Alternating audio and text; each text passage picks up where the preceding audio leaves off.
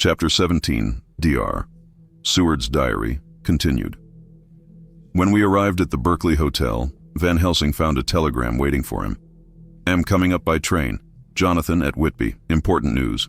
Mina Harker. The professor was delighted. Ah, that wonderful Madam Mina, he said. Pearl among women. She arrived, but I cannot stay. She must go to your house, friend John. You must meet her at the station. Telegraph her en route, so that she may be prepared. When the wire was dispatched, he had a cup of tea. Over it, he told me of a diary kept by Jonathan Harker when abroad, and gave me a typewritten copy of it, as also of Mrs. Harker's diary at Whitby.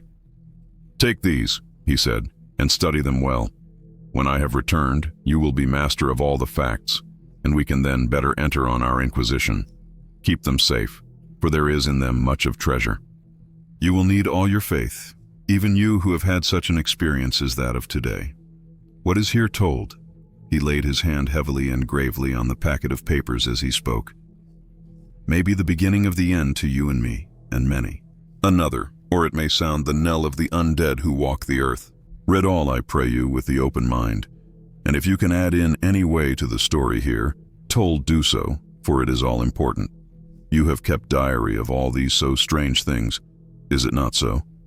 Yes, then we shall go through all these together when we meet. He then made ready for his departure and shortly after drove off to Liverpool Street. I took my way to Paddington, where I arrived about 15 minutes before the train came in. The crowd melted away after the bustling fashion common to arrival platforms, and I was beginning to feel uneasy, lest I might miss my guest, when a sweet-faced, dainty-looking girl stepped up to me and after a quick glance said, Dr. Seward, is it not? And you are Mrs. Harker, I answered at once, whereupon she held out her hand. I knew you from the description of poor dear Lucy, but... She stopped suddenly, and a quick blush overspread her face. The blush that rose to my own cheeks somehow set us both at ease, for it was a tacit answer to her own. I got her luggage, which included a typewriter, and we took the Underground to Fenchurch Street, after I had sent a wire to my housekeeper to have a sitting room and bedroom prepared at once for Mrs. Harker. In due time we arrived. She knew, of very course, that the place was a lunatic asylum, but I could see that she was unable to repress a shudder when we entered.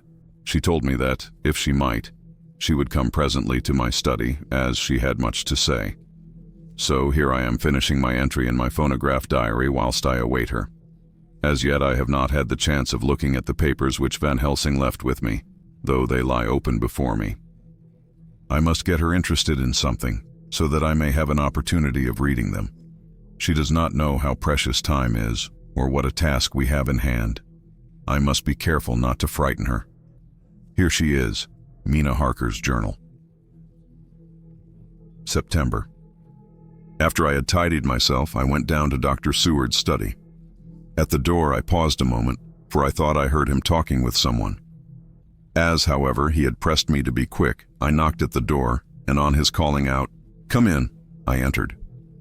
To my intense surprise, there was no one with him. He was quite alone, and on the table opposite him was what I knew at once from the description to be a phonograph. I had never seen one, and was much interested. "I hope I did not keep you waiting," I said. "But I stayed at the door as I heard you talking, and thought there was someone with you." "Oh," he replied with a smile, "I was only entering my diary." "Your diary?" I asked him in surprise. "Yes," he answered, "I keep it in this." As he spoke, he laid his hand on the phonograph. I felt quite excited over it, and blurted out, "Why, this beats even shorthand. May I hear it say something?" "Certainly," he replied with alacrity, and stood up to put it in train for speaking. Then he paused, and a troubled look overspread his face. "The fact is," he began awkwardly, "I only keep my diary in it, and as it is entirely, almost entirely about my cases, it may be awkward. That is, I mean..." He stopped, and I tried to help him out of his embarrassment. "You helped to attend dear Lucy at the end. Let me hear how she died. For all that I know of her, I shall be very grateful. She was very, very dear to me." To my surprise, he answered, with a horror-struck look in his face, "Tell you of her death? Not for the wide world." Why not? I asked, for some grave, terrible feeling was coming over me. Again he paused, and I could see that he was trying to invent an excuse. At length he stammered out, "You see, I do not know how to pick out any particular part of the diary."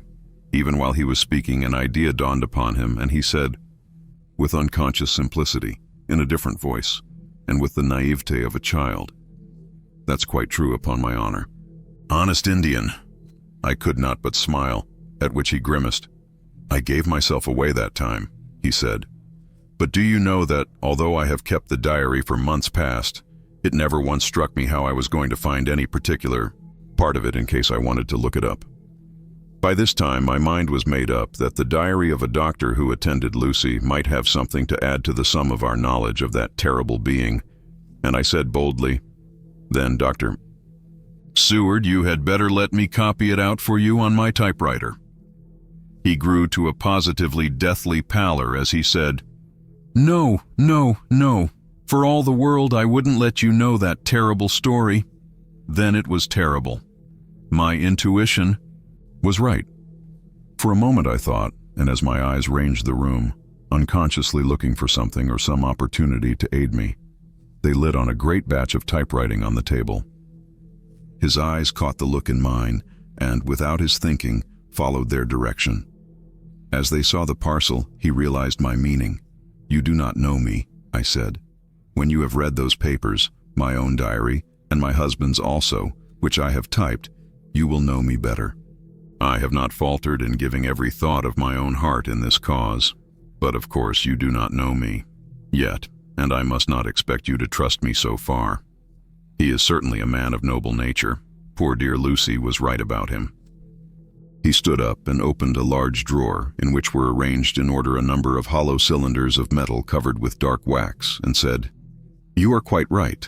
I did not trust you because I did not know you, but I know you now, and let me say that I should have known you long ago. I know that Lucy told you of me. She told me of you too. May I make the only atonement in my power? Take the cylinders and hear them. The first half-dozen of them are personal to me, and they will not horrify you. Then you will know me better. Dinner will by then be ready. In the meantime, I shall read over some of these documents, and shall be better able to understand certain things." He carried the phonograph himself up to my sitting room and adjusted it for me. "Now I shall learn. Something pleasant, I am sure, for it will tell me the other side of a true love episode of which I know one side already." Dr. Seward's diary, September. I was so absorbed in that wonderful diary of Jonathan Harker and that other of his wife that I let the time run on without thinking. Mrs. Harker was not down when the maid came to announce dinner, so I said, "She is possibly tired. Let dinner wait an hour," and I went on with my work. I had just finished Mrs. Harker's diary when she came in. She looked sweetly pretty, but very sad, and her eyes were flushed with crying. This somehow moved me much. Of late, I have had cause for tears, God knows, but the relief of them was denied me, and now the sight of those sweet eyes, brightened with recent tears, went straight to my heart. So I said as gently as I could, "I greatly fear I have distressed you." "Oh no, not distressed me," she replied, "but I have been more touched than I can say by your grief. That is a wonderful machine, but it is cruelly true. It told me, in its very tones, the anguish of your heart. It was like a soul crying out to Almighty God. No one must hear them spoken ever again. See, I have tried to be useful. I have copied out the words on my typewriter, and none other need now hear your heartbeat as I did. No one need ever know, shall ever know," I said in a low voice. She laid her hand on mine and said very gravely, "Ah, but they must. Must. But why?" I asked. "Because it is a part of the terrible story, a part of poor dear Lucy's death and all that led to it. Because in the struggle which we have before us to rid the earth of this terrible monster, we must have all the knowledge and all the help which we can get. I think that the cylinders which you gave me contained more than you intended me to know. But I can see that there are in your record many lights to this dark mystery. You will let me help, will you not?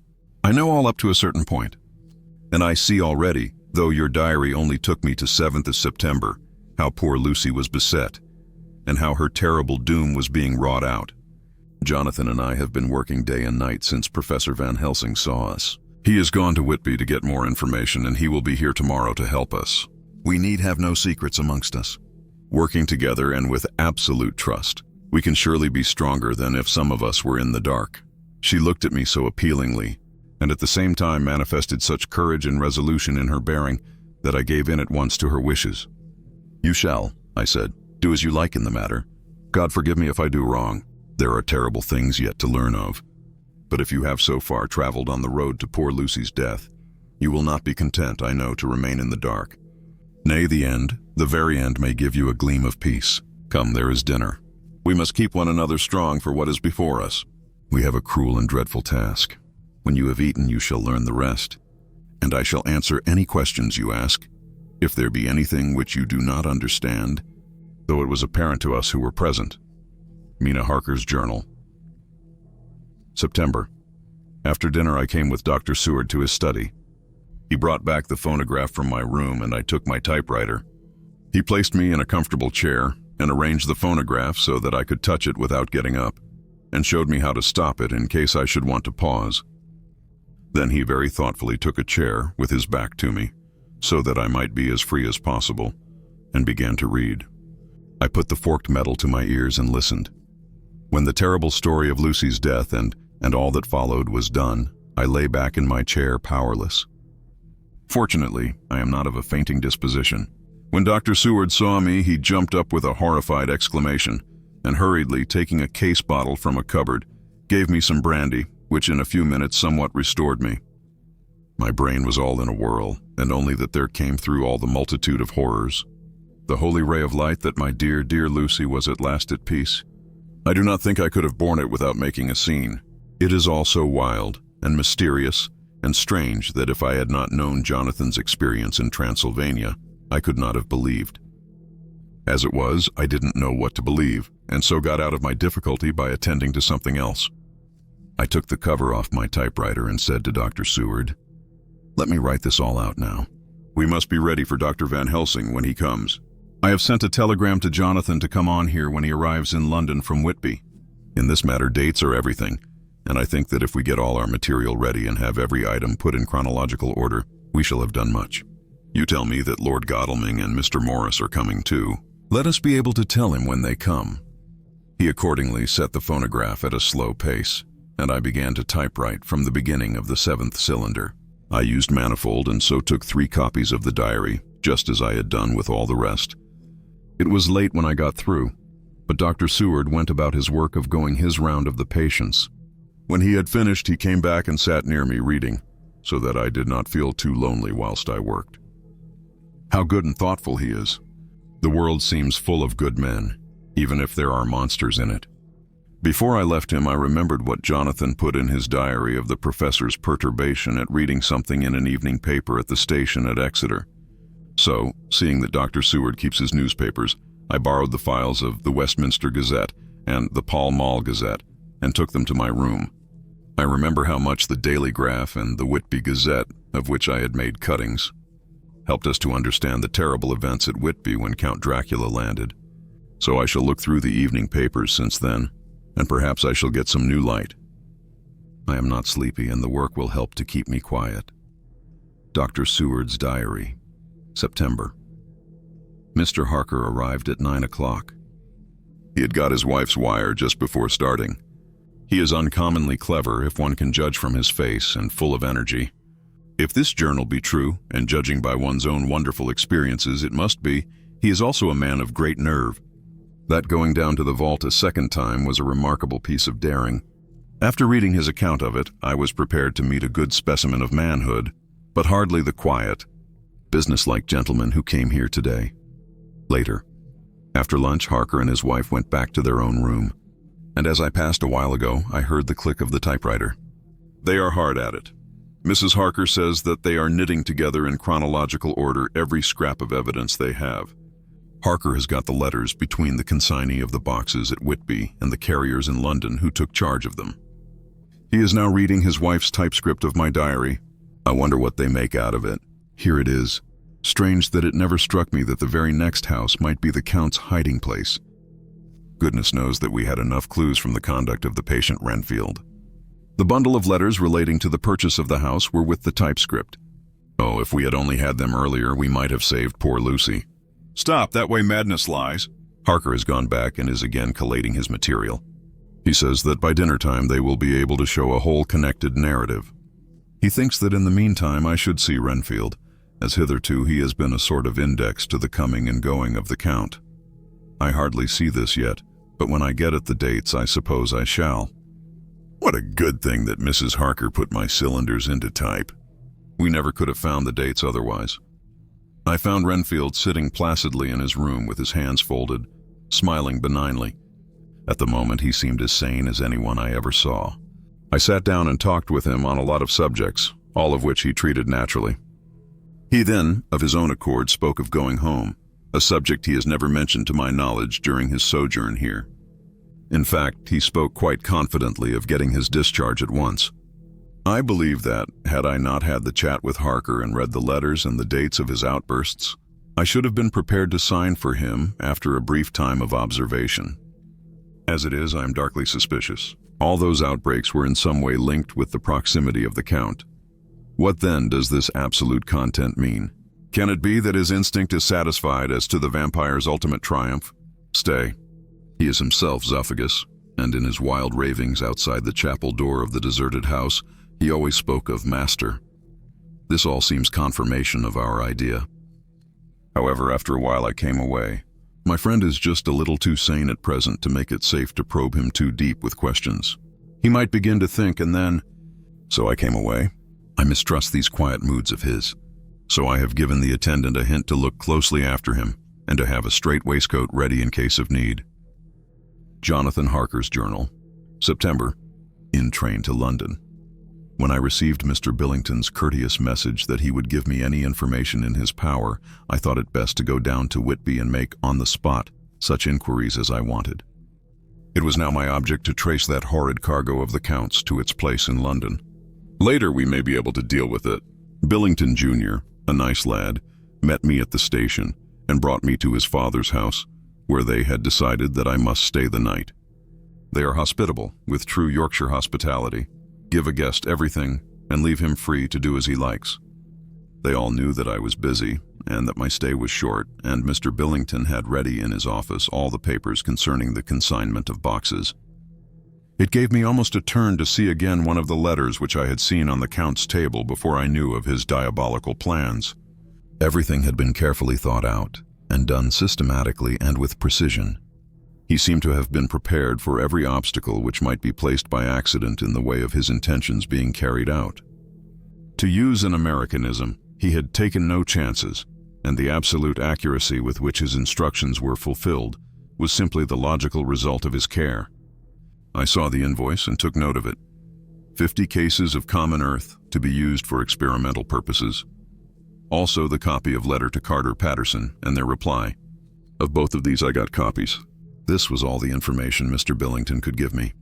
So I went down to the port and saw the coast guards, the customs officers, and the harbor master. They had all something to say of the strange entry of the ship, which is already taking its place in local tradition.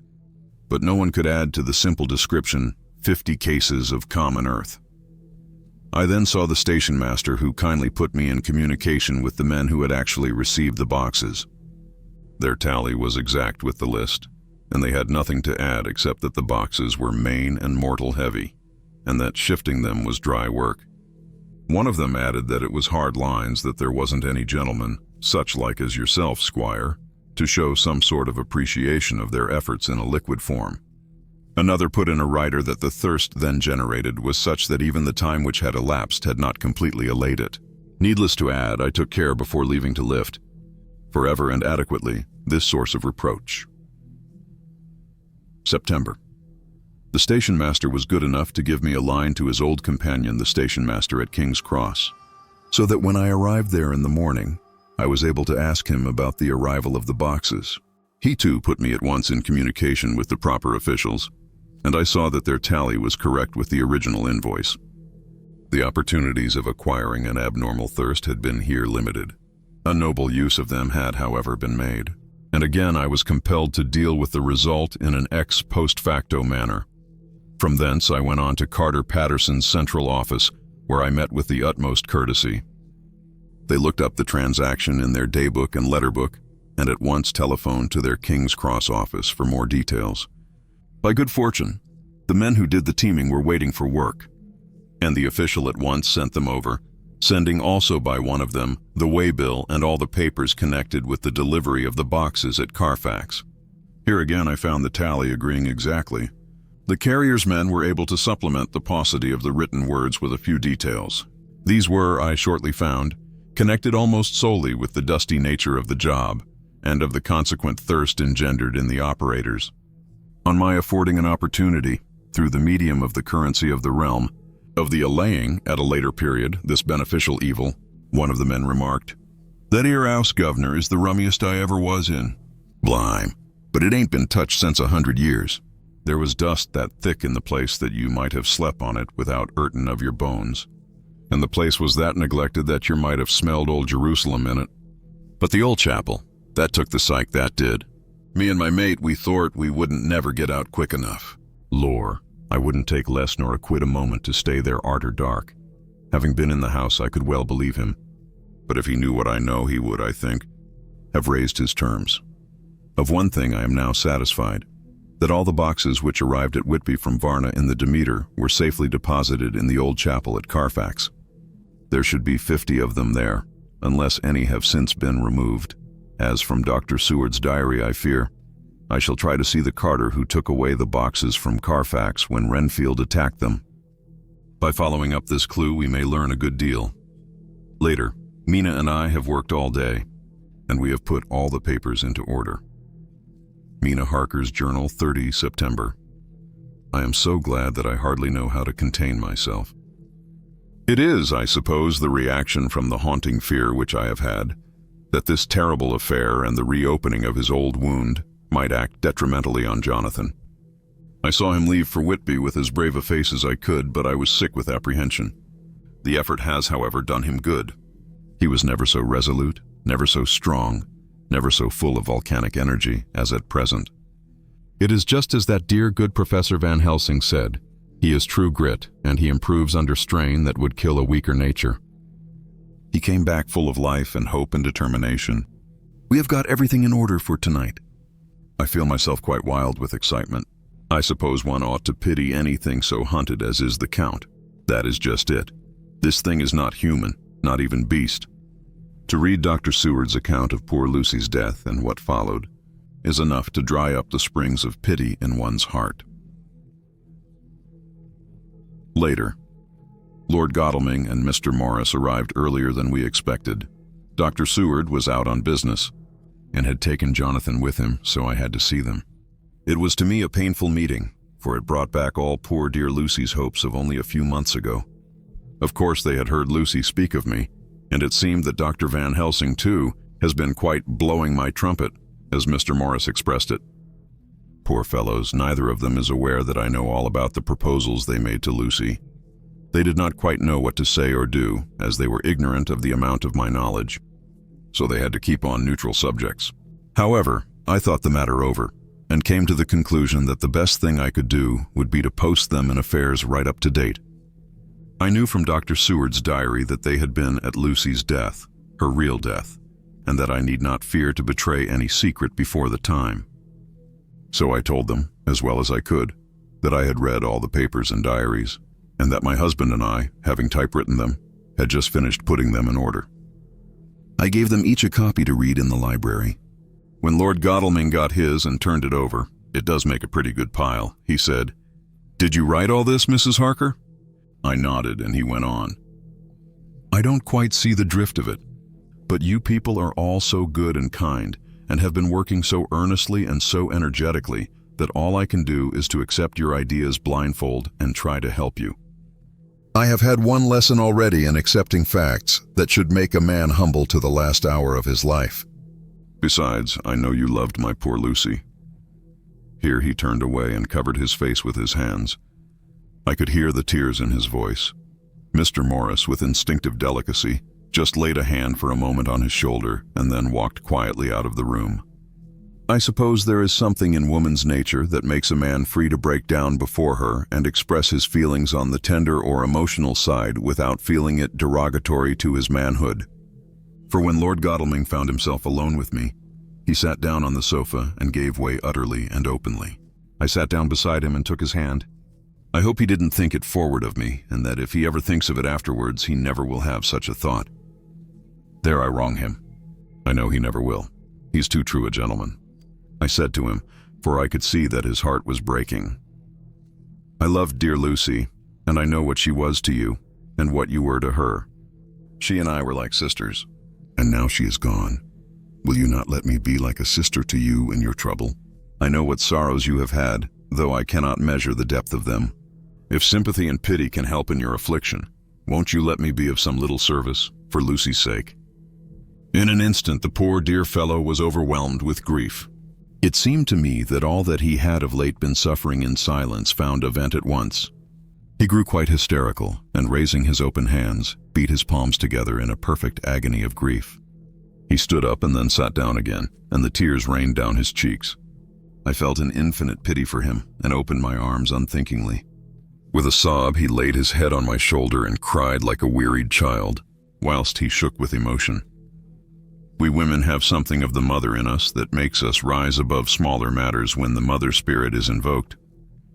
I felt this big sorrowing man's head resting on me, as though it were that of the baby that someday may lie on my bosom, and I stroked his hair as though he were my own child. I never thought at the time how strange it all was.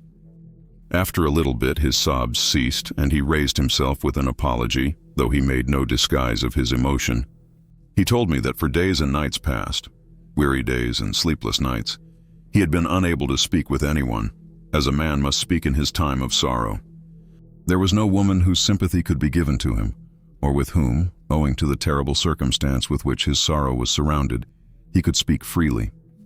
I know now how I suffered, he said as he dried his eyes, but I do not know even yet, and none other can ever know, how much your sweet sympathy has been to me today. I shall know better in time, and believe me that, though I am not ungrateful now, my gratitude will grow with my understanding. You will let me be like a brother, will you not, for all our lives, for dear Lucy's sake? For dear Lucy's sake, I said as we clasped hands. Aye, and for your own sake, he added, for if a man's esteem and gratitude are ever worth the winning, you have won mine today.